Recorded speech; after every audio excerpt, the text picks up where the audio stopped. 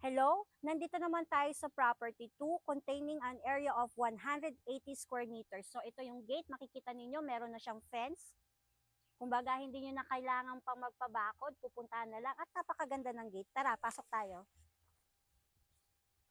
Makikita ninyo yung 180 square meters na ito, meron na din siyang mga halaman, may poso na rin siya, and meron na din siyang lugar na common CR.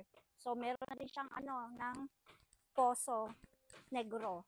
Ayan. Kumbaga sa itong 180 square meters, small cut na ito, meron siyang tubig. Nakita? Well-maintained siya. May caretaker kasi sila. So, na-beautify na rin siya na meron siyang mga halaman, dalawang common CR. Kung gusto ninyong ipa-renovate, pwedeng-pwede. So, 180 square meters lang ito. Kaparehas lang. Property 2. Makikita ninyo?